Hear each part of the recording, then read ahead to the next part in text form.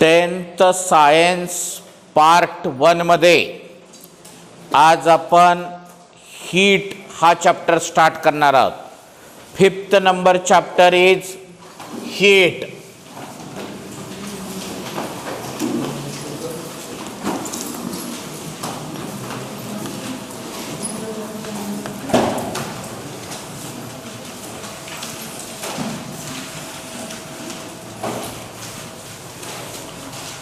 काढा सगळेजण बुक काढा. पेज नंबर 62 काढा.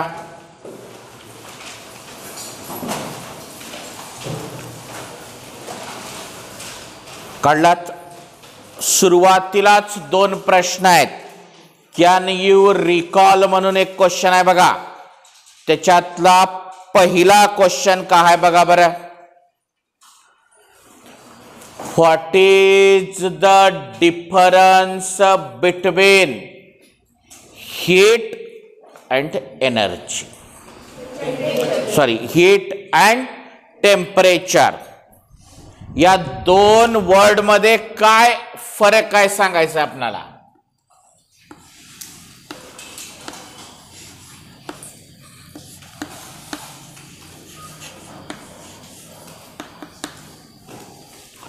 बघा इकडे आहे का. The energy transfer from. Energy म्हणजे काय. ऊर्जा.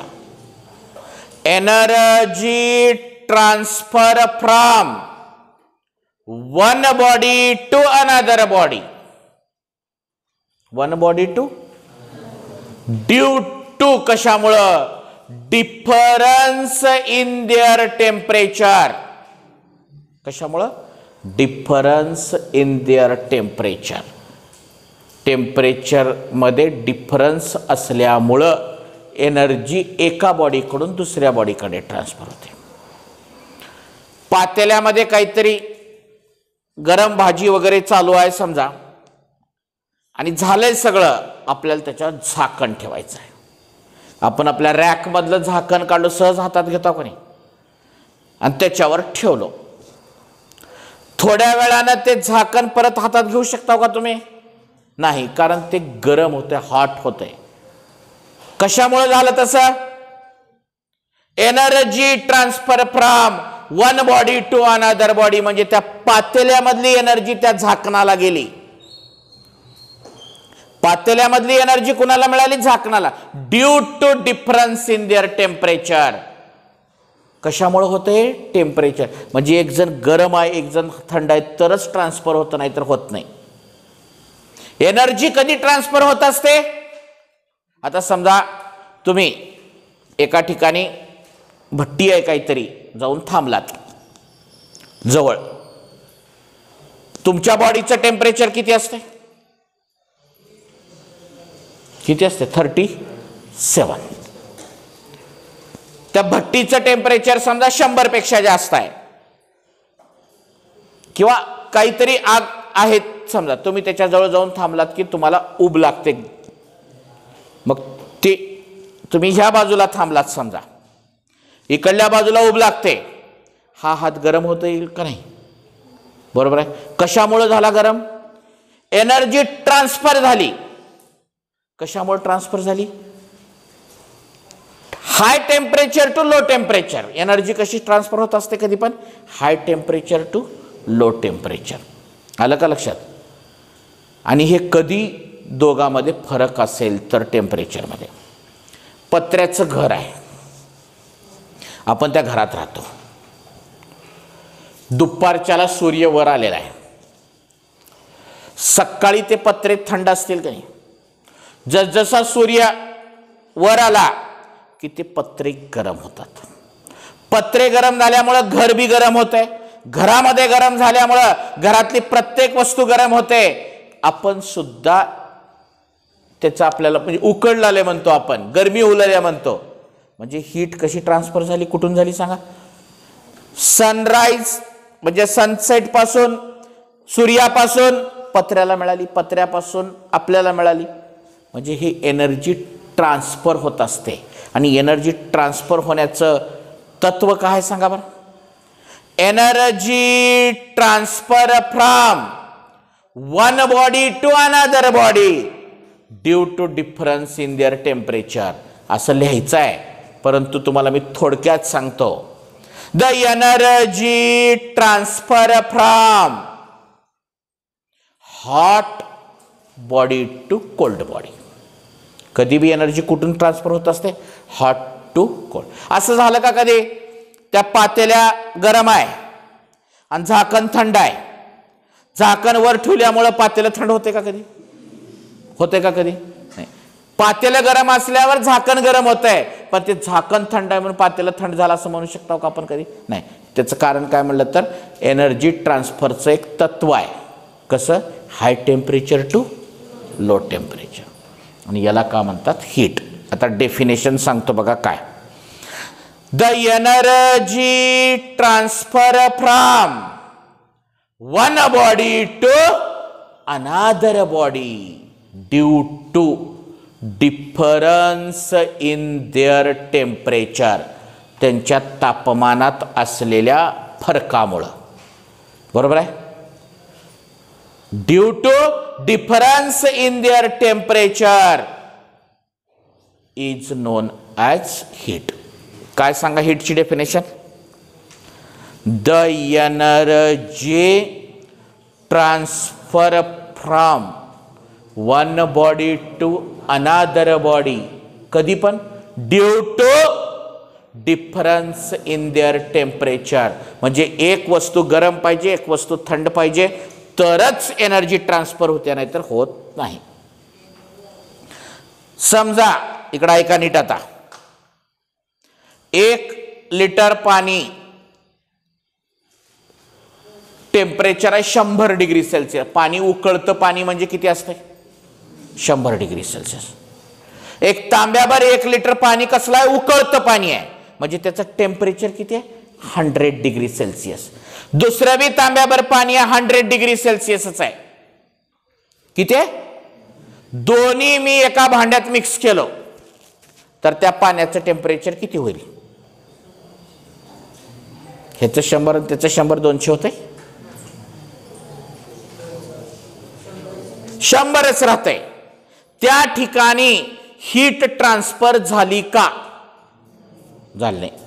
का बरं झालं नाही, कारण हीट ट्रान्सफर होण्यासाठी सगळ्यात महत्वाची कंडिशन काय आहे म्हणलो मी, दोघांमध्ये डिफरन्स पाहिजे. बरोबर आहे की नाही. 100चा ए बी 100चा मिक्स केलं तर मी 100च दाखवणार टेम्परेचर. आता नीट आहे का, एका भांड्यामध्ये 100 डिग्री सेल्सिअसचं 1 लिटर पाणी आहे आणि एका भांड्यामध्ये 100 डिग्री सेल्सिअसचं आपलं 50 डिग्री सेल्सिअसचं 1 लिटर पाणी आहे. किती, 50. एका भांड्यात किती आहे, 100 डिग्री सेल्सिअस, दुसऱ्या भांड्यात 50. दोन्ही मिक्स केलं पाणी तर त्याचं टेम्परेचर 100 दाखवल का 50 दाखवल का 50 आणि 100च्या मध्ये दाखवल. 1 लिटर 100 डिग्री सेल्सिअसचं पाणी आहे, 1 लिटर 50 डिग्री सेल्सिअसचं पाणी आहे. मी दोन्ही मिक्स केलं एका भांड्यामध्ये पाणी आणि टेम्परेचर थर्मामीटर बुडवलं तर त्या पाण्याचं तापमान 100 दाखवल का 50 दाखवल का दोघांच्या मधलं कुठलं तर दाखवल. हा, 100 दाखवल. कोण म्हणले नाही बेटा. पाणी कडक पाण्यात थंड पाणी टाकल्यावर कोमट होते की नाही, म्हणतो की नाही आपण. गरम पाणी आहे जरा कोमट करायचं, थंड पाणी टाकतो आपण त्याच्यामध्ये, का गरमच टाकतो अजून. बरोबर आहे का. तर 100 बी राहणार नाही, 50 बी राहणार नाही, त्याच्यामध्ये काहीतरी असेल, 70 असेल असं गृहीत धरू 1 मिनिटासाठी. म्हणजे का झालं सांगा बरं, याचा अर्थ का झाला. 100 डिग्री सेल्सिअसचं 1 लिटर पाणी, 50 डिग्री सेल्सिअसचं 1 लिटर पाणी, दोन्ही मिक्स केलं, 70 डिग्री सेल्सिअस टेम्परेचर आहे. याचा अर्थ काय, याचं हे काय सांगा, मेकॅनिझम काय, टेक्निक काय, का झालं असेल. तर 100 डिग्री सेल्सिअसचं आणि 50 डिग्री सेल्सिअसचं पाणी मिक्स केल्यावर 100 डिग्री सेल्सिअस मधली एनर्जी 50 डिग्री सेल्सिअसमध्ये ट्रान्सफर झाली आणि दोघं मिळून मग मध्ये 70ला आली. म्हणजे एनर्जी ट्रान्सफर होण्यासाठी कोणती कंडिशन आहे? पाणी कोमट झालं म्हणजे एनर्जी ट्रान्सफर झाली. 100-100चं मिक्स केल्यावर एनर्जी ट्रान्सफर झाली का? हा, नाही. म्हणजे एनर्जी ट्रान्सफर होण्यासाठी कोणती कंडिशन महत्वाची आहे? Difference in their temperature. तापमानामध्ये फरक पाहिजे आपल्याला. आपल्याला गरमी कधी होते ना आपल्याला थंडी कधी वाजते कोण सांगतंय? आपल्या बॉडीचं टेम्परेचर 37 डिग्री सेल्सिअस आहे. आपल्यापेक्षा जास्त जर ॲटमॉस्फिअरचं टेम्परेचर असेल, समजा 40 डिग्री सेल्सिअस आहे ॲटमॉस्फिअरचं, तर आपण काय म्हणतो? गरमी होलेली म्हणतो. कारण हीट कुणीकडून कुणीकडे ट्रान्सफर झाली? ॲटमॉस्फिअरची आपल्या बॉडीमध्ये उरलेली आहे आणि म्हणून आपल्याला काय जाणवलं आहे? आपण गरम आहोत असं जाणवलं. समजा आपल्या बॉडीचं टेम्परेचर तर बदलत नाही, तेवढंच राहतंय. हिवाळ्यामध्ये 20 डिग्री सेल्सिअस टेम्परेचर आहे ॲटमॉस्फिअरचं. अशा वेळेस तुम्हाला थंडी वाजलेली आहे म्हणतो तुम्ही. थंडी वाजलेली आहे म्हणजे तुमची हीट ॲटमॉस्फिअरमध्ये ट्रान्सफर होऊ आणि ती गेल्यामुळं तुम्हाला थंड जाणवलेलं आहे. उन्हाळ्यामध्ये गरम का बरं जाणवते तुम्हाला? ॲटमॉस्फिअर मधली एनर्जी तुमच्या बॉडीमध्ये जाते म्हणून गरम जाणवते आपल्याला. आणि हिवाळ्यामध्ये तुम्हाला का थंड जाणवतंय? आपल्या बॉडीची एनर्जी तिकडं. असं का बरं होतंय? मग त्याचं एका वाक्यात उत्तर आहे, energy transfer from high temperature to low temperature. कधी हिवाळ्यामध्ये बऱ्याच जणांनी करून बघितलं असाल, सगळ्याला माहीत आहे, तोंडातली वाफ अशी थोडी बाहेर फुक बघितला का? सिगारेटचा धूर आल्यासारखं बाहेर येते की नाही? त्याचं कारण सांगू का तुम्हाला? त्याचं कारण असं उन्हाळ्यात करून बघा बरं होते का? होत नाही. का बरं होत नाही? कारण हिवाळ्यात तसं का होतंय? तुमची बॉडी आणि ॲटमॉस्फिअरमध्ये गरम कोण आहे? आपली बॉडी आहे. आणि आपल्या तोंडातली वाफ बाहेर आली की गरम वाफ बाहेर येऊलेली आहे म्हणून त्या ठिकाणी त्याचं दिसलेलं आहे. असं उन्हाळ्यात का होत नाही? कारण आपल्या बॉडीपेक्षा ॲटमॉस्फिअरचं टेम्परेचर जास्त राहतं. तर एवढं सगळं डिटेल कशासाठी सांगलेलं? एका वाक्यासाठी. कोणतं? Energy transfer from high temperature to. मी म्हणलं एनर्जी ए मधून बी मध्ये ट्रान्सफर झाली तर तुमचं रीडिंग सांगा बरं, कुणाचं टेम्परेचर जास्त आहे आणि कुणाचं कमी आहे? मी म्हणलं एनर्जी ए मधून बी मध्ये ट्रान्सफर झाली आहे तर तुमचं मला रीडिंग सांगा की टेम्परेचर कुणाचं जास्त आहे? एचं. बरोबर आहे? हा.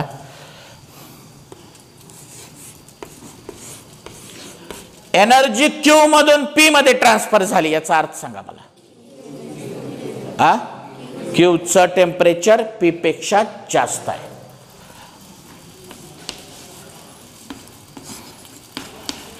एनर्जी ट्रान्सफरच झालं नाही, काय कारण असेल याचं? Temperature of both M and n are same. Then what is the condition for transfer of energy? The energy transfer from one body to another body due to difference in their temperature. हे वाक्य म्हणणं गरजेचं आहे की नाही? कोणतं वाक्य? Due to difference in their temperature. तापमानात मी म्हणलं इथं ए कडून बी कडे का बरं गेली असेल एनर्जी? एचं टेम्परेचर जास्त आहे बी पेक्षा. क्यू कडून पी कडे का बरं आले असेल? क्यूचं टेम्परेचर जास्त आहे पी पेक्षा. या मानियांमध्ये हीटच ट्रान्सफर झालं नाही दोघांचं टेम्परेचर. आलं का लक्षात? लिहा, हीट लिहा अगोदर.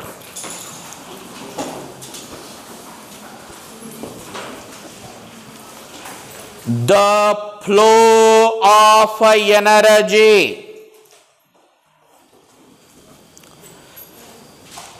The flow of energy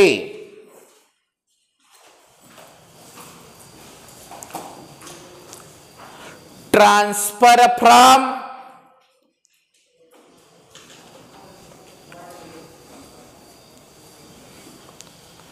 one body to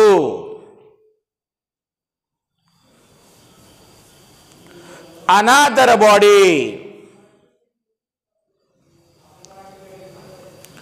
due to difference in their temperature. Due to difference in their temperature is known as heat.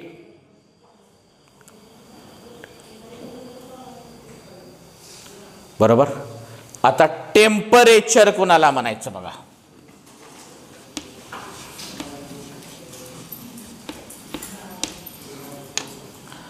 The degree of hotness of the body is known as the temperature. आपण डॉक्टरकडे गेलो किंवा आता सध्या मागं 2 वर्षाला corona होता, बरोबर आहे, किंवा तुम्ही असाल घरी किंवा डॉक्टर असाल, असा हात लावल्याबरोबर काय म्हणणार त्यानं? ताप आल्या बघा म्हणणार. म्हणजे त्यानं काय करणार? आपलं टेम्परेचर बघणार. मग आपल्या शरीराला हात लावल्यानंतर तो म्हणतो की काहीच नाही, ताप नाही, थंड आहे किंवा ताप आले, हे जे सांगितलं जात आहे, प्रिडिक्शन केलं जात आहे, त्याला का म्हणतात? The degree of hotness of body is known as temperature. बरोबर आहे का? डिग्री, आपली बॉडी किती गरम आहे हे सांगणं म्हणजे आपल्या बॉडीचं टेम्परेचर सांगणं. पाण्यात हात घातलात तुम्ही, पाणी गरम आहे म्हणलात, म्हणजे का सांगितलं तुम्ही? त्या पाण्याचं टेम्परेचर जास्त आहे. मग कुणाला म्हणायचं टेम्परेचर सांगा? The degree of hotness of body is known as temperature. बरोबर लिहा.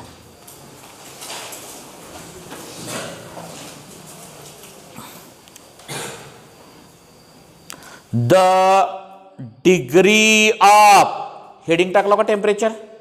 लिहा. The degree of hotness of the body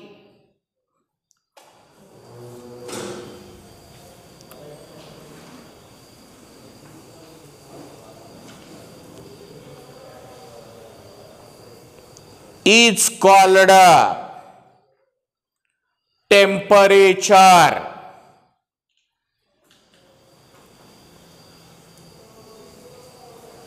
त्याच्यातला दुसरा प्रश्न लिहून घ्या तुम्ही.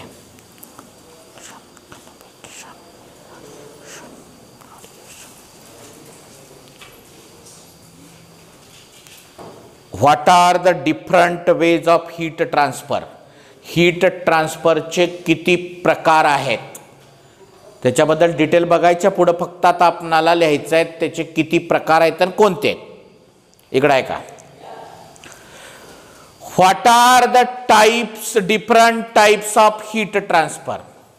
देर are 3 types of heat transfer. There are 3 types of heat transfer. Heat ट्रान्सफरच्या किती टाइप आहेत? 3. कंडक्शन पहिली टाइप, कन्व्हेक्शन दुसरी टाइप आणि रॅडिएशन तिसरी टाइप. तुम्ही म्हणसाल ह्याचा अर्थ काय? हे सगळं आपल्याला चॅप्टरमध्ये बघायचं आहे. आता सध्या त्या प्रश्नात का विचारलंय? किती टाइप आहेत आणि कोणते आहेत? किती टाइप आहेत? 3. कोणते कोणते सांगा? कंडक्शन, कन्व्हेक्शन आणि radiation. There are 3 types of heat transfer. बघा इकडे सगळेजण अगोदर. Conduction,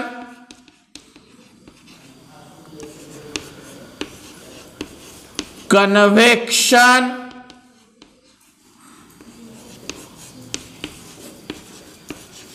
radiation. काय सांगा? Conduction, convection, radiation. लिहा प्रश्नाचं उत्तर. देर are 3 types of heat transfer.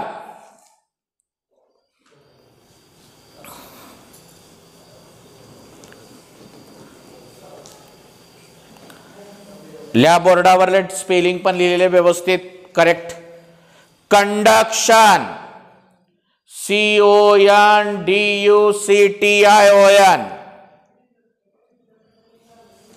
Number 2 convection.